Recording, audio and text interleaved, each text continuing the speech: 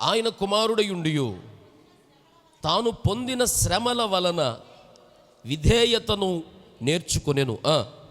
మరియు ఆయన సంపూర్ణ సిద్ధి పొందినవాడై మెల్కిసెదెకు యొక్క క్రమములో చేరిన ప్రధాన యాజకుడని దేవుని చేత పిలువబడి తనకు విధేయులైన వారందరికీ నిత్య రక్షణకు కారకుడాయను. చేతులెత్తి స్తోత్రం చెప్పండి అందరూ ఒకసారి గట్టిగా. హల్లెలూయా. ఇంతవరకు నువ్వెంత భక్తి చేస్తున్నావు, ఎంత విధేయత కలిగి ఉన్నావు, ఎంత ప్రార్థనా పరురాలుగా ఉన్నావు, ఎంత ప్రార్థనా పరుడుగా ఉన్నావు అని పక్కన పెడితే, యేసుక్రీస్తు ప్రభు దగ్గర నుంచి మొదట మనం గ్రాబ్ చేసుకోవలసిన ప్రాముఖ్యమైన విషయం, నేర్చుకోవలసిన మొట్టమొదటి ప్రాముఖ్యమైన విషయం ఏంటంటే, ఆయన గురించి వాక్యం చెప్తుంది, ఆయన దేవుని కుమారుడయుండి కూడా తాను పొందిన శ్రమల వలన విధేయతను నేర్చుకున్నాడు. స్తోత్రం. హల్లెలూయా. ఆయన దేవుని కుమారుడై ఉండి, దట్ మీన్స్ ఆ మాట మనకేం చెప్తుందంటే, ఒక అధికారము కలిగిన వాడై ఉండి. ఇప్పుడు దేవుని కుమారుడు, రాజకుమారుడు అంటే అతనికి అధికారం ఉంటుందా ఉండదా? చెప్పాలి నోరు తెరిచి. ఇప్పుడు నేను ఉన్నానండి, నా పిల్లలు ఉన్నారు, ఇద్దరు నా పిల్లలు ఉన్నారు. నా పిల్లలు మీరు ఎలా చూస్తారు? మామూలుగా ఎలా చూస్తారు? మామూలుగా చెప్తున్నా, ఎలా చూస్తారు? పాస్టర్ గారి పిల్లలు అన్న పాయింట్ ఆఫ్ వ్యూలో చూస్తారు. అందరి పిల్లలకి ఇచ్చే ప్రిఫరెన్స్ నా పిల్లలు కొంచెం ఎక్కువ ఇస్తారు. ఎందుకనంటే పాస్టర్ గారి పిల్లలు అన్న భావన. ఇప్పుడు ఈయనకున్న అధికారం మీరు గమనం చేయండి. ఆయన దేవుని కుమారుడు అంటే సర్వాధికారము కలిగిన దేవుని కుమారుడై ఉండి, మీకు అర్థమవుతుందా?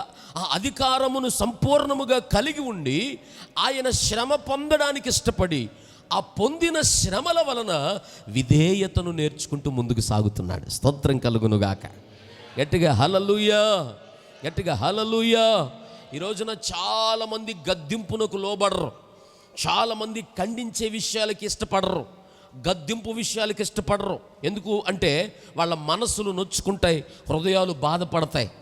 అర్థమవుతుందా? హృదయాలు బాధపడతాయి. కానీ ఈరోజు మీరు జ్ఞాపకం చేసుకోవాల్సిన ప్రాముఖ్యమైన విషయం ఏంటంటే, మన ప్రభువే తనను తాను శ్రమలకు అప్పగించుకున్నాడు.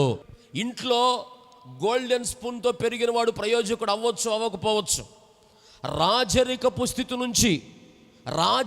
స్థితి నుంచి అతి భయంకరమైన కష్టాలలోనికి వెళ్ళిన ఏ ఒక్కడైనా గొప్ప స్థానానికి వెళ్తాడు. రాజరికపు స్థితిలో పుట్టిన వాడు ఎవడైనా, వాడు పొరపాటున లేకపోతే సిచ్యువేషన్స్ని బట్టో ఇంకేదో పరిస్థితులను బట్టో అసలు మొత్తం ఏమీ లేని పరిస్థితుల్లోనికి వెళ్ళిపోయినా వాడు ఒక రోజుకి వాడి కష్టాలను బట్టి ఉన్నతమైన స్థితిలో ఉంటాడు. కారణం ఏంటంటే ఆ కష్టాలు వాడికి అనేక పాఠాలు నేర్పిస్తాయి. ఆ పాఠాల్లో నుంచి తన ఉన్నత స్థితికి ఎలా చేరాలో నేర్చుకుంటాడు. స్తోత్రం కలుగునుగాక. అధికారము కలిగిన కుమారుడు, సమస్త విషయాలపైన జ్ఞానము కలిగిన కుమారుడై ఉండి కూడా ఆయన కొన్ని శ్రమలకు అప్పగించుకున్నాడు.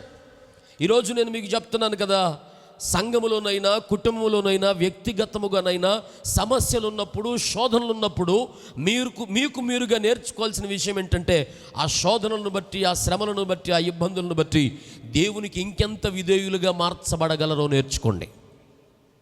శ్రమ వచ్చిందని దేవునికి విరోధులు అవ్వద్దు, కష్టం వచ్చిందని దేవునికి విరోధంగా మారిపోవద్దు. నీ కొంచెం నొప్పి కలిగిందని, నీ శరీరానికి కాస్త బాధ కలిగిందని ఎవరు దేవునికి అవిధేయులుగా మార్చబడొద్దు. నీకు శ్రమలు పెరిగే కొలది, కష్టాలు పెరిగే కొలది, ఇబ్బందులు పెరిగే కొలది, నీ కడుపు కాలే కొలది, నొప్పి పెరిగే కొలది ఇంకెక్కువ విధేయతను నేర్చుకో. ఆ విధేయత దేవుని రాజ్యానికి తీసుకుని వెళుతుంది. Praise the Lord. ఆ విధేయత నేర్చుకున్నాడు ఆయన. అందుకే చెప్తున్నాడు, ఆయన పొందిన శ్రమల వలన ఆయన విధేయతను నేర్చుకున్నాడు.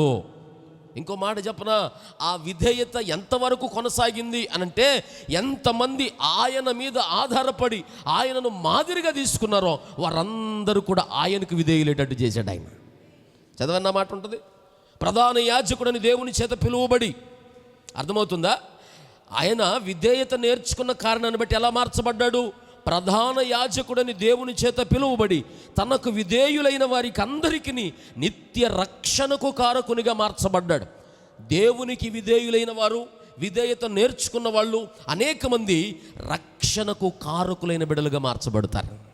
స్తోత్రం.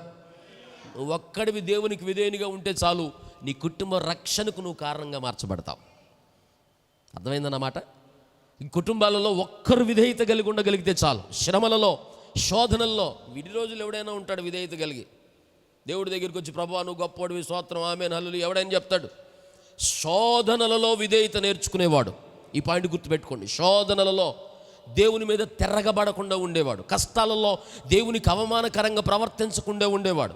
నొప్పి ఎక్కువైనా, బాధ ఎక్కువైనా, ఇబ్బంది ఎక్కువైనా ఒక్క మాట నోటమ్మటి దేవుని తిట్టకుండా బతికేవాడు విధేయత నేర్చుకుంటాడు. స్తోత్రం. అటువంటి విధేయత నేర్చుకున్న వారందరినీ అనేకుల రక్షణకు దేవుడు కారణంగా మారుస్తాడు.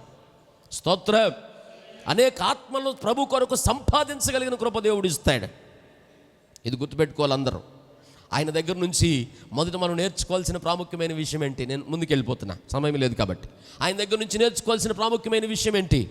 పొందిన శ్రమలను బట్టి విధేయత నేర్చుకోవాలి. విధేయత అంటే ఏదో సాదాసీదాగా వెళ్ళేటట్లు కాదు. శ్రమల ద్వారా వచ్చిన విధేయత చాలా బలమైనది.